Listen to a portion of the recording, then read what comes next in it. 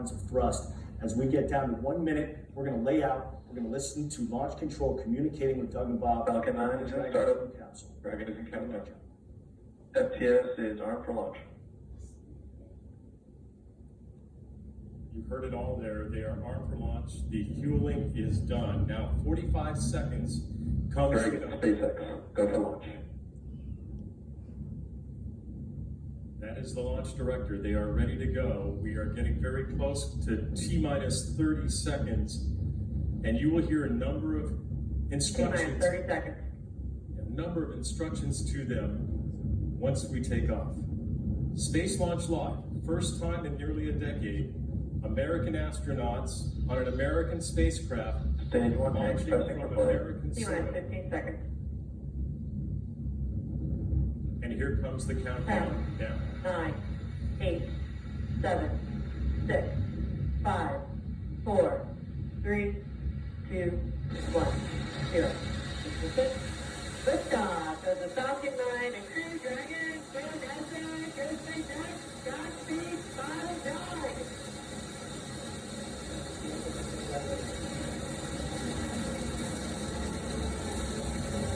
Stage 1 deployment is nominal.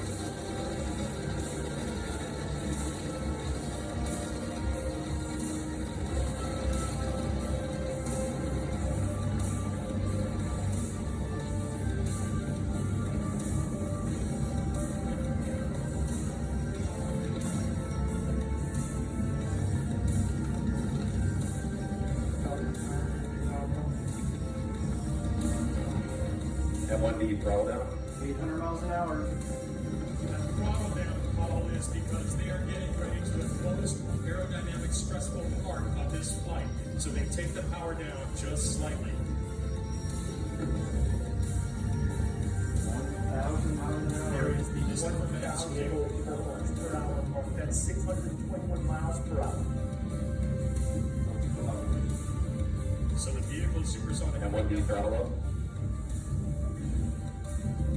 Throttling up. There's max Q, the max aerodynamic pressure peak, the most mechanical stress on the rocket. As I look up, we can still see the orange glow, and I tell you what, it took 5 seconds for the vibration and sound from that liftoff to affect us here. You can still see it just screaming almost straight up, even though they're pointing a little bit downrange now. Starting back into chill. Approaching rapidly 3,000 kilometers per hour. That is 1,864 miles per hour. Chris, when you see that plume coming out of the back expanding, that's because there's not as much atmospheric pressure on it, so that's why it expands out like that. And we are getting, that first stage engine is going to fire for about another 20 seconds, 23 seconds. And Christian, that is really a step that we want to pay attention to, that separation of the first stage that will then return back to Earth. Yeah, we're going to get very busy here in about 5 seconds. You're going to see MECO, the main engine cut off, and then you're going to see the separation. And stand by for that. MECO. Falcon stage separation confirmed. So the main shut down, and you see separation there too. That And is the back first ignition. stage falling away. You see also Yeah, that the second stage is stage going to 1, leaving the stage 2. They're now approaching 7,000 kilometers per hour, which is 4,049 miles per hour.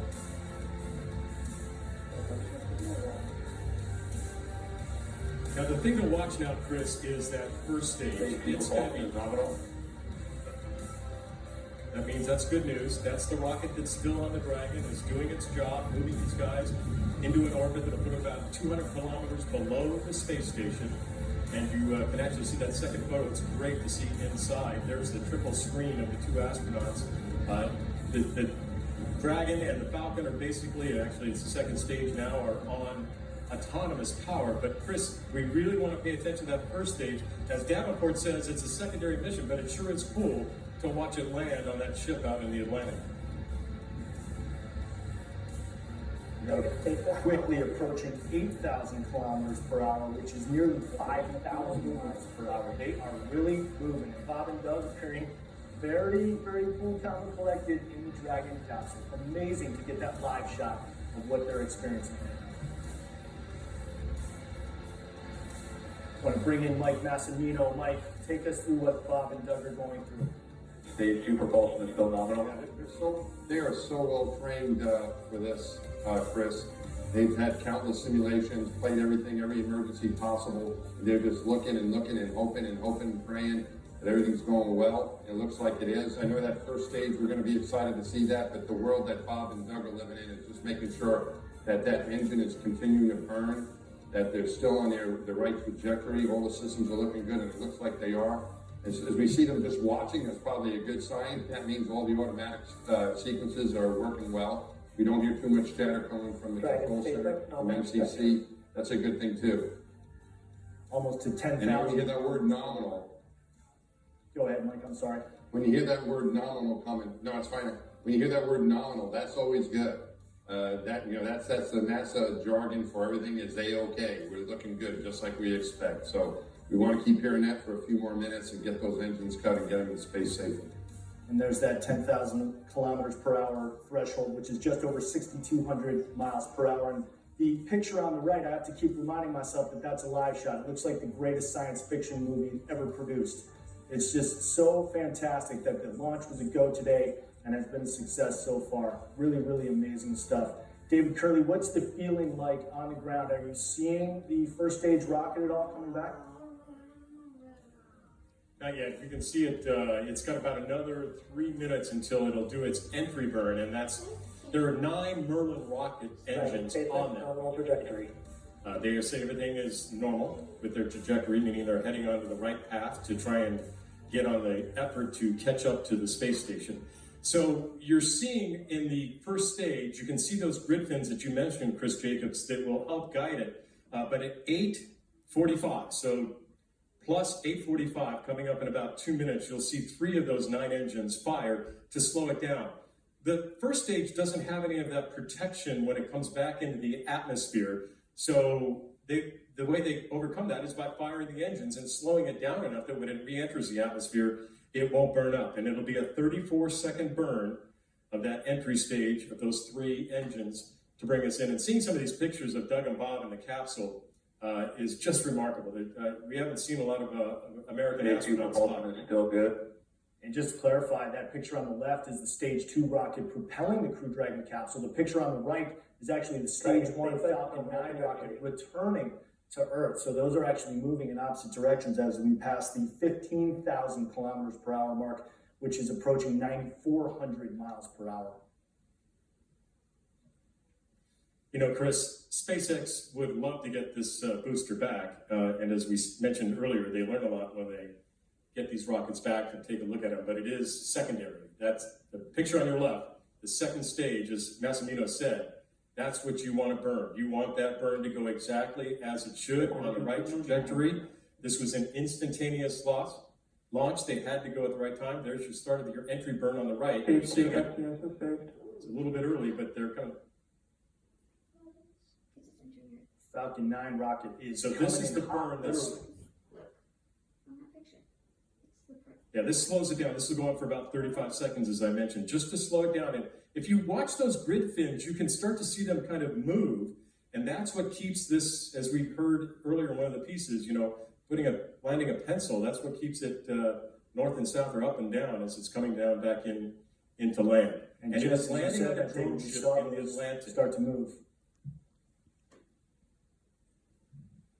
Nearly 22,000 that burn is over. kilometers. The next thing we're going to see, Terminal guidance. we will see that at 9:27. In fact, they're all set. Plus, everything's good, they say. Those are the reports from Mission Control. So coming up in about a minute, we'll see the final burn. And as Davenport has told us before, you don't always get to see the landing because you got a camera that's getting shaken, and this is a rocket actually that's coming back there. Or you lost the picture. That's kind of what happens. And there's the 25,000 kilometers per hour, which is 15,534 miles per hour. So again, continuing to accelerate as they make their way to orbit. And back dial step. And back shut down. There's the second stage engine cut off right there. And that will be That's jettisoned good news, soon Chris. as well. That means that they've got their. SpaceX nominal orbital insertion. There they go. Launch escape system is disarmed. That's great news. And that's even better news. So they're in the orbit they're supposed to be in. They have just de-armed the escape system. They are where they're supposed to be at the right time. And in a couple of minutes, we will see separation of the Dragon and loss of that second stage. That's really good news. And Chris, you asked a little bit about the atmosphere down here. There were some people here, even though they didn't open the gates, who were applauding as that Falcon 9 took off and really ran our chest. And it looks like Falcon 9 has returned successfully to that drone ship. Just amazing, amazing technology that quickly, in under 10 minutes, that Falcon 9 rocket has propelled Doug and Bob into orbit and has returned safely to its drone trip. I mean, hats off to SpaceX for developing that technology. Truly incredible. Now, Mike Massimino, if you'd like to weigh in. I wasn't paying attention. If you'd like to weigh in at this stage, Mike Massimino, Bob and Doug now, you can see they're experiencing weightlessness. They're breaking out their mementos that they brought from home. What are they experiencing right now? Utter joy is what it is, and I'm very happy for them. This is great coverage. Those cameras we had, that's another advancement. We didn't have those cameras in the shuttle program. We had we used to call it a lipstick camera. One camera we mount on the back of one of the flight engineers, and that's all you had. Now we've got them all over the vehicle, inside the cabin, outside, on the rocket. It's just a wonderful experience we all can share in. But they are feeling utter joy. They are euphoric. They are sublime. They are really happy that they got through that launch system, through that launch sequence. They're really happy to be in orbit and to bring the United States back. Both of these guys are military officers. Bob from the Air Force, Doug a Marine. They are so happy to have done this from American soil again. It's a great day, not just for the United States, but for the whole world, to have the capability to launch from the U.S. again with people inside. And they are just so proud and so grateful that so many people made this possible for them to be a part of. And so they're happy that they're there, and they're proud of being on the team, and they are very, very grateful for what we've done today. And all of us can be proud of what we accomplished today. Mike, just 11 and a half minutes into their 19-hour journey, so a lot longer to go before they reach the ISS. What do they do now for the next 18 hours and 50 minutes? Yeah, they get ready. They have to transfer to an orbital stage. We used to call it post-insertion. I'm sure they still call it the same thing. There's usually no rest for the weary. There's plenty of things to do. They're going to have to set up their cockpit so they can get ready to do their rendezvous. They're probably going to get some rest coming up here, I would think, before they do rendezvous at the final rendezvous and docking. They'll probably maybe get some sleep and see how they're feeling. That's the other thing. It's been a while since either of these guys have been in space. It's been almost 9 years, and Bob maybe just a little bit longer than that when I was a Capcom for his last flight. So they've got to get their space legs back, and sometimes you don't feel as well as you'd like when you're first unstrapped because your body's getting used to it. Your vestibular system is not working any longer. But I think these guys will probably be just fine. So hopefully they're feeling well. They'll get what they can done. Go continue with the checklist, get right into it right away, and there's probably not much rest. If it's anything like it was with the shuttle, I'm sure it is. They still have to go right into the orbital phase as soon as they can. Now, Mike, we just heard from Launch Control that they confirmed Dragon separation, meaning that stage 2 has now been jettisoned from the capsule. So these guys are truly autonomous now in the capsule. It's a self-propelling capsule, self-driving capsule, but these guys can also control it. They're going to be doing that along the way to the International Space Station, correct? Out of you guys and the rest of the Yeah, especially for this flight. Thank you This so is a much test for